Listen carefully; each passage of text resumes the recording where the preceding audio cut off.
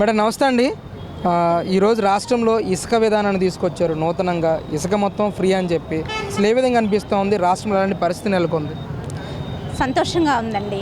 ఎందుకంటే ఇసుక లేక మధ్యతరగతి వాళ్ళు ఇళ్ళు కట్టుకోలేక ఎంతమంది ఇబ్బందులు పడ్డారు. ఇసుక గురించే కదా. పనులు చేసుకునే వాళ్ళు నిత్యం పని చేసుకుంటేనే వాళ్ళ ఇళ్ళల్లో గడుస్తుంది. అలాంటప్పుడు పిల్లల్ని చదివించుకోలేక పనులు చేసుకోక ఇంట్లో సరిగా పోషణ జరగక యజమానులు తెచ్చేది, కానీ వాళ్ళకు తోడుగా మరి స్త్రీలు కూడా బయటికి వెళ్ళి పనులు చేసుకుంటున్నారు. ఆ ఇసుక మట్టి పని చేసుకునే వాళ్ళు ఇసుక లేకుంటే ఎలా వాళ్ళు బయటికి వచ్చి పని చేసుకోవాలంటే ఇసుక ఉండాలి. ఇసుక లేదని చెప్పేసి కదండి పనులు ఆగిపోయినాయి. వాటి గురించి ఎంతమంది ఇబ్బందులు పడ్డారు. కుటుంబంలో కూడా సరిగ్గా జరగని వాళ్ళు ఎంతోమంది ఉన్నారు. వాటి వల్ల అప్పులు చేసి అప్పులు కట్టుకోలేక చాలామంది చాలా నలిగిపోయి ఉన్నారు ప్రజలు. మధ్యతరగతి వాళ్ళకి ఈ ఇసుక వల్ల చాలా సంతోషంగా ఉంది. ఎందుకంటే ఆ రోజున ఒక ట్రాక్టర్ కొనుక్కుంటే ఆ ట్రాక్టర్ ఒక ట్రాక్టర్ సరిపోదుగా ఇల్లు మొత్తం కట్టడానికి. 2-3 ట్రాక్టర్లు తెచ్చుకోవాలంటే ఆ అమౌంట్ కట్టుకోవాలంటే ఆ ఇల్లు కూడా కట్టుకోవటం ఆపేసిన వాళ్ళు చాలామంది ఉన్నారు. ఏదన్నా చాలా వరకు ఇప్పుడు మధ్యతరగతి వాళ్ళు కానీ పేదవాళ్ళు నిరుపేద వాళ్ళు కూడా చాలా సంతోషపడుతున్నారు. 240 ఎక్కడ 10,000 రూపాయలు ఇసుక కొనటం అప్పట్లో ఎక్కడ. ఏదైనా బాబు గారు వస్తేనే ఈ పనులన్నిటికీ పేదవాడు బతకాలంటే మనం వస్తున్నాయి. పథకాలు ఇచ్చాం మనం ఇంటింటికి వెళ్ళి పథకాలు ఇచ్చామని అన్నారు. ఏ పథకం ఇస్తే నీకెందుకు ఇంత ఘోరంగా ఓడిపోతావు? పథకాలు ఇచ్చారనుకో, వైసీపీ వాళ్ళు మేము పథకాలు ఇచ్చాము మేమే గెలుస్తామని అన్ని 75కు 75 సీట్లు వస్తాయని చెప్పుకున్నారు కదా. ఏ విధంగా గెలవలేదు. ఎందుకు గెలవలేదు? మరి మీరు పథకాలు ఇచ్చారుగా. ప్రజలు ఎందుకు నీ మీద తిరుగుబడి ఎందుకు ఓడిచ్చారు అంటే మీ పథకాలు ఎంత ఘోరంగా ఉన్నాయో చూడండి. పథకాలు ఇచ్చామన్నారు, పక్క నుంచి లాగేసుకున్నారు. నిత్యావసర వస్తువుల్లో ఇగో ఇలాంటి పనులు ఆపేశారు. పేదవాడు బతుకుతానికి లేదు, ఉన్నవాడు బతుకుతే సరిపోద్దా? సమాజంలో పేదవాడు బతకాలి కదా. మరి ఆ పేదవాడు బతకకుండా చేసావు, నువ్వు పనులు లేకుండా చేసావు. ఇసుక వల్ల చాలా వరకు నువ్వు పనులు లేకుండా చేసావు. ఇప్పుడు పేదవాడు బతకాలంటే ఏం చేయాలి? ఆ ఇసుక ఇచ్చారు. పేదవాడు ఈ రోజున సంతోషంగా 5 ఏళ్ళు అన్నం తింటాడు. అలాగే అన్న క్యాంటీన్లు ఓపెన్ చేశారు. మళ్ళీ అన్న క్యాంటీన్లు ముందుకు వచ్చినాయి.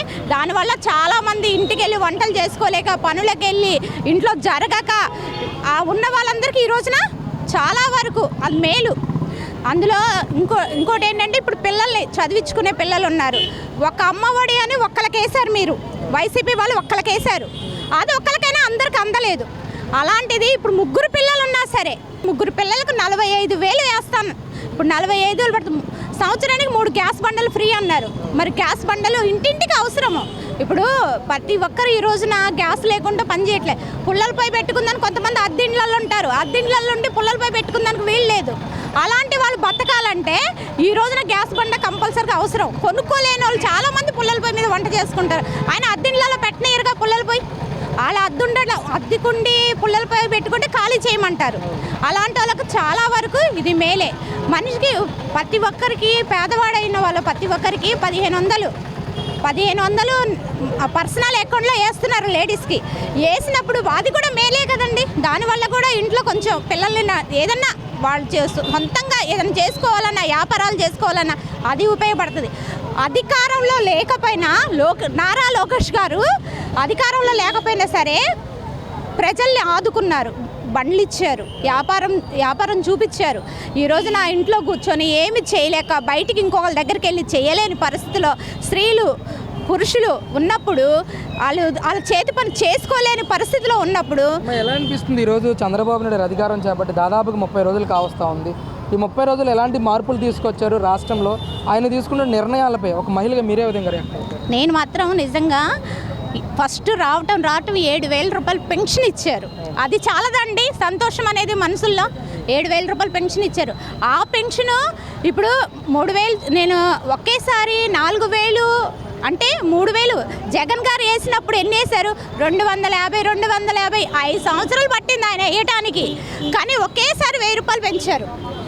వీళ్ళు 3 నెలలు, నేను ఏప్రిల్ మే జూన్ 3 నెలల్లో 3,000 చొప్పున వేస్తానన్నారు. అదే రీతిలో వాళ్ళకి ఇచ్చారు.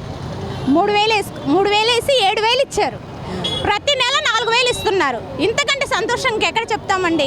ప్రతి అవ్వ ఈ రోజు నా ఇంట్లోకి వెళ్ళినప్పుడు ప్రతి ఒక్కరూ చెప్తున్నారు, నాకు పెన్షన్ వల్ల చాలా, నా పెద్ద కొడుకు ఎక్కాడు, నాకు పెన్షన్స్ వచ్చినాయి అని చెప్పుకుంటున్నారు. లోకేష్ గారు ఉన్నారు. లోకేష్ గారు ప్రజలు ఇప్పుడు గెలిచానని పక్కన కూర్చోలేదండి, కూర్చోకుండా ప్రజల కోసం ప్రజా దర్బార్ పెట్టి వాళ్ళ సమస్యల దగ్గరుండి తెలుసుకుంటున్నారు. అది చాలదండి. ప్రజల్లో ఇప్పుడు అధికారుల దగ్గరికి వెళ్ళి మాట్లాడి వీళ్ళు తెలుసుకునేదాన్ని, వీళ్ళ నుంచి అధికారుల నుంచి పైకి వెళ్ళేటప్పుడు చాలా టైం పట్టుద్ది. డైరెక్ట్గా ఆయన వీళ్ళ ప్రజల సమస్యలు వింటున్నారు, వాళ్ళకి ఏదైతే కావాలో అది చేస్తున్నారు.